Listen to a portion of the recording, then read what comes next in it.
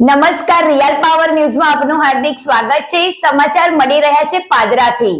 પાદરાના Navapura boy નિવાસ ખાતે આવેલ ખોડિયાર માતાજીના મંદિરે ખોડિયાર જયંતિ નિમિત્તે ભાવિક ભક્તો ઉમટ્યા। આરતી સહિતના કાર્યક્રમોનું ભવ્ય આયોજન કરાયું હતું।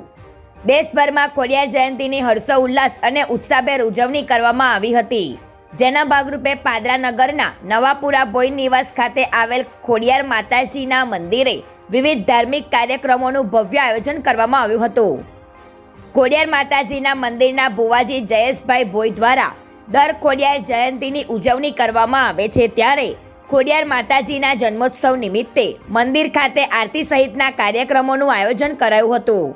આ કાર્યક્રમમાં પાદરા નગરપાલિકા સદસ્યો સહિત આગેવાનો ખાસ ઉપસ્થિત રહ્યા હતા, તેમજ સંધ્યા સમયે સંધ્યા આરતી વખતે પાદરા શ્રી સંતરામ મંદિરના મહંત શ્રી પરમ પૂજ્ય મોહનદાસજી મહારાજ ખાસ પધરામણી કરી મા ખોડિયારની આરતી ઉતારી હતી। પ્રકાશ પટેલનો report, real power news, Padra.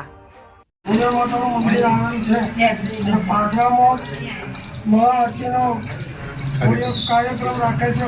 Khodiyar જયંતિ નિમિત્તે પાદરા નવાપુરા વિસ્તારમાં પાદરા સમગ્ર જનતાને માતા બધાની શ્રદ્ધા પૂરી કરે આત્મા।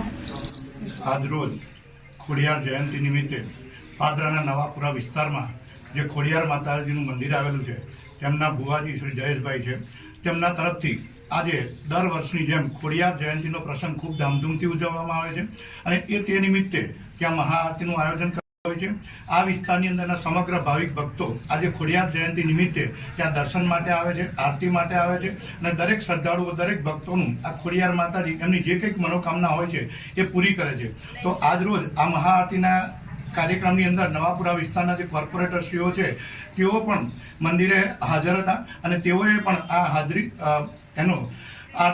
મહાઆરતીનો લાભ લીધેલ છે અને માતાજીને અમે આ ખોડિયાર જયંતિ નિમિત્તે એવી પ્રાર્થના કરીએ છીએ કે સમગ્ર પાદરાની જનતાને જે એની સુખાકારી અને એના સ્વાસ્થ્ય માટે ખૂબ સારું સ્વાસ્થ્ય આપે અને ખૂબ સમૃદ્ધિ આપે એવી માતાજીને પ્રાર્થના કરીએ છીએ આજના પ્રસંગે। જય માતાજી। ગુજરાતી સમાચાર ઘરે બેઠા નિહાળવા માટે રિયલ પાવર ન્યૂઝ ચેનલને લાઈક કરો, શેર કરો અને સબસ્ક્રાઇબ કરો।